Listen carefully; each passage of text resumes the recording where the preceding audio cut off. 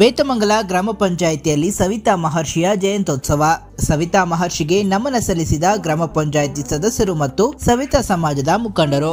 ಬೇತಮಂಗಲ ಗ್ರಾಮ ಪಂಚಾಯಿತಿ ಮತ್ತು ಸವಿತಾ ಸಮಾಜದ ಮುಖಂಡರ ಸಹಭಾಗಿತ್ವದಲ್ಲಿ ಸವಿತಾ ಮಹರ್ಷಿಯ ಜಯಂತ್ಯೋತ್ಸವವನ್ನು ಆಚರಣೆ ಮಾಡಲಾಯಿತು.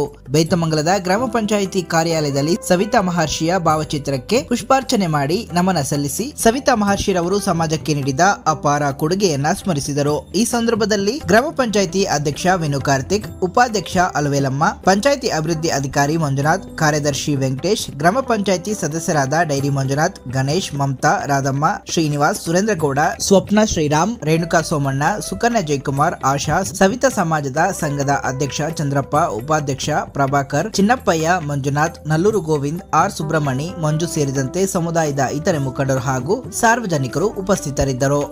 ನಾಡಿನ ಎಲ್ಲಾ ಜನತೆಗೂ ಬೇತಮಂಗಲ ಗ್ರಾಮ ಪಂಚಾಯತಿ ಸವಿತಾ ಮಹರ್ಷಿ ಶುಭಾಶಯ. ಈ ದಿನ ನಮ್ಮ ಬೇತಮಂಗಲ ಗ್ರಾಮ ಪಂಚಾಯತಿ ವತಿಯಿಂದ ಎಲ್ಲ ಅಧ್ಯಕ್ಷರು, ಪಿಡಿಒ ಸರ್ ಮತ್ತೆ ಎಲ್ಲ ಸಿಬ್ಬಂದಿ ವರ್ಗದವರು ಮತ್ತೆ ಎಲ್ಲ ಸದಸ್ಯರು, ಈ ಸವಿತಾ ಮಹರ್ಷಿಯ ಎಲ್ಲ ಜನಾಂಗದವರು ಸೇರಿ ಈ ದಿನ ನಮ್ಮ ಪಂಚಾಯತಿ ಸವಿತಾ ಮಹರ್ಷಿ ಜಯಂತಿ. ಸವಿತಾ ಮಹರ್ಷಿ ಎಂದರೆ ಪುರಾತನ ಅವ್ಯಯಗಳ ಪ್ರಕಾರ ಸವಿತಾ ಮಹರ್ಷಿ ಎಂಬುವರು ಬ್ರಹ್ಮ ಮತ್ತು ಶಿವ ವಿಷ್ಣು ಅವರ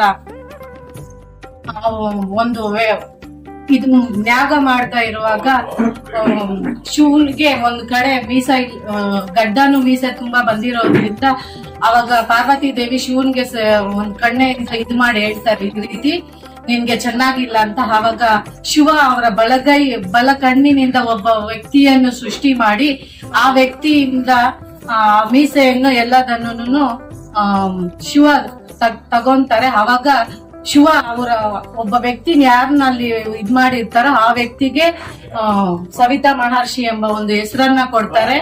ಅವಾಗ ಅವ್ರಿಗೆ ಹೆಸರು ಕೊಟ್ಟಿದ್ದ ಅಲ್ದಿರನೆ ಅವತ್ತಿಂದ ಅವ್ರಿಗೆ ಒಂದು ಉಡುಗೊರೆಯಾಗಿ ವಾದ್ಯ ಅವುಗಳನ್ನೆಲ್ಲ ಸ್ವೀಕಾರ ಕೊಡ್ತಾರೆ. ಅವತ್ತಿಂದ ಸವಿತಾ ಮಹರ್ಷಿ ಅಂತ ಹೇಳ್ಬೋದು.